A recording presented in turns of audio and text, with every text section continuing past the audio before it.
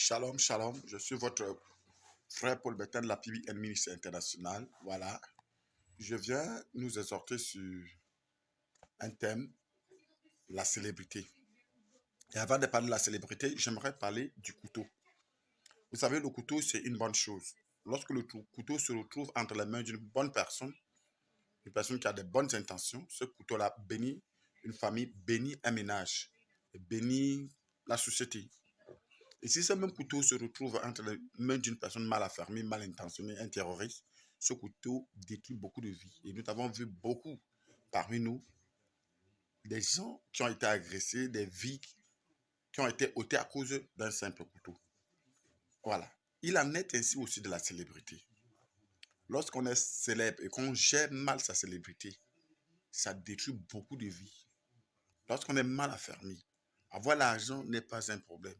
Ce n'est pas quelque chose. Avoir la gloire dans ce monde-là, c'est très très facile, mais maintenir la gloire, c'est très difficile. Gérer la gloire. Quand tu vois quelqu'un qui gère la gloire pendant 30 ans, il faut le respecter. J'aimerais parler aux influenceurs aujourd'hui, ceux qui sont devenus célèbres. Je trouve qu'il y a beaucoup de haine aujourd'hui dans des réseaux sociaux à cause des influenceurs.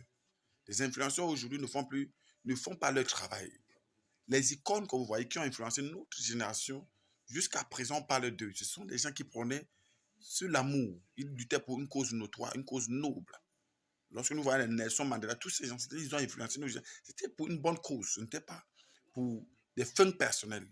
Aujourd'hui, nous voyons beaucoup de haine. Telle famille s'élève contre telle famille, telle nation contre telle nation. Ce n'est pas tout le monde qui est mauvais. Il y a les gens qui sont méchants, il y a ceux qui sont bons. Dans toutes les nations, qu'il y a blanc ou noir ou tout ce que vous pouvez dire, mais il y a des gens qui sont bien. Moi, j'ai beaucoup voyagé, j'ai constaté qu'il y a des gens qui sont bien et ceux qui sont mauvais. Mais ceux qui sont mauvais, ceux qui ont un peu une position élevée, ils distillent la haine comme si tout le monde était comme eux. Des comparaisons. Telle personne est plus que telle personne, telle nation est... Non, Dieu ne nous a pas appelés à ces choses-là. Dieu nous a appelés à l'amour. Nous devons prôner sur l'amour.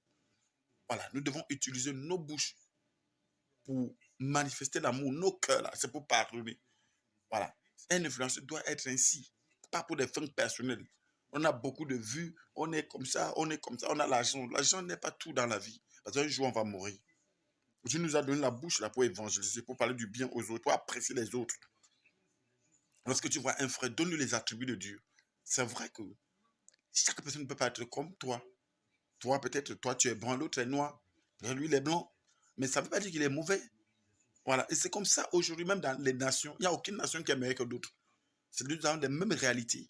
Surtout nous, les Africains, aujourd'hui. Les Africains sont, je ne sais pas comment ils sont.